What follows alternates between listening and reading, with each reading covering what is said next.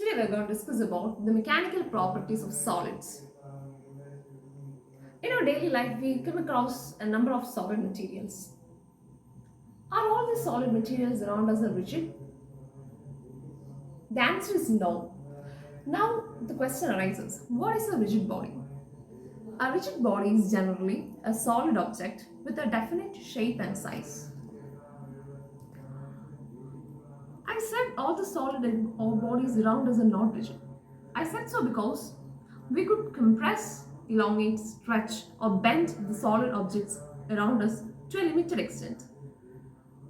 Even a strong steel bar could be compressed, elongated, or stretched when a suitable, sufficient external force is applied on it. This means that no solid body is perfectly rigid. We can take many examples from our daily life.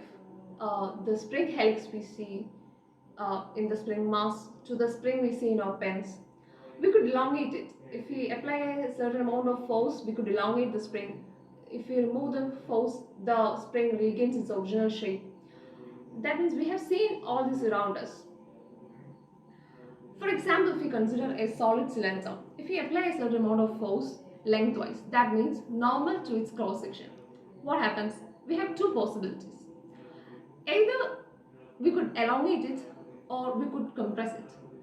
That means lengthwise we are increasing or decreasing its length. That means the length gets changed. Similarly, if we apply in equal amount of force to all the three dimensions, what happens to the solid body? The whole volume of the body gets changed. What this what does this show?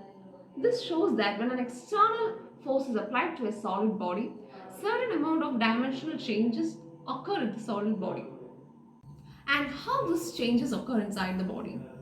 We all know that all the materials in the nature are built of several atoms or molecules, and they do have another set of atoms or molecule around it. If you consider an atom, this atom has another set of neighboring atoms around it, and all these atoms are strongly bonded by intermolecular forces or interatomic forces.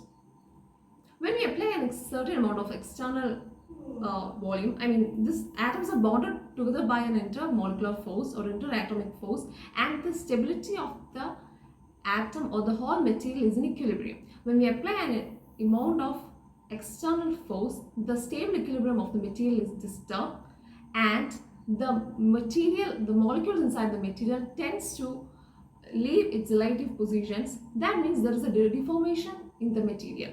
That means the shape of the material gets changed. And this is how solid material lose their shape, and it gets deformed. The original shape is changed to something else.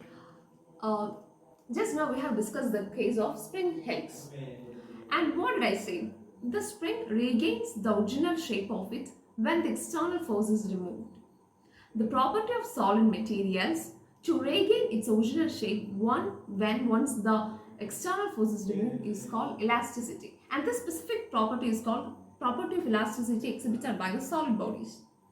And when we have many examples around us like the spring, the rubber band, when we stretch the rubber band, it gets elongated. But when once we release the rubber band, it comes back to its original shape. Lump of putty or mud, they have no gross tendency to regain their previous shape and they get permanently deformed. Such substances are called plastic, and this property is called plasticity. Now we advance to the topics of stress and strain. What is stress? In mechanics, stress is a physical quantity that describes forces present during deformation. That means stress is actually the force acting on the unit area of a material. When a body is deformed by an external force, the relative positions of its constant particles change. We have discussed about it just before, which give rise to a restoring force in the body. The restoring force developed in the body per unit area is called stress. In equilibrium, the external deforming force is balanced by the restoring force. That means both the forces are balanced at the equilibrium position. There are mainly three kinds of stresses: linear, normal, and tangential. All this depend on whether the deforming forces are along the length or normal to the surface or tangential to the surface. The unit of stress is Newton per meter square or Pascal. Now we have an interesting topic, strain. What is strain? Just now we have discussed about stress. From that it's clear that a stress can produce a change in length, size or shape of the body. Measure of this change produced is called strain. That means the amount of change produced by this stress is called strain. Same as stress, we also have three types of strains, namely linear or longitudinal strain, which is the ratio of the change in length to the original length, volume strain, which is the ratio of change in volume to the original volume, and shearing strain, which is usually measured in angles or in radian, means angle, it is measured as the angle in radian because we consider the change in angle in this case, and strain is a dimensionless quantity. Now we move to the basic law of elasticity established by the famous scientist Robert Hooke. Hooke's law. According to this law, for small values of strain, stress is proportional to strain. That means stress by strain gives a constant. And the constant referred here is known as the modulus of elasticity of the body. This value is completely independent of the magnitude of stress or strain and depends only on the nature of the body. The modulus of elasticity has the same dimension as that of stress.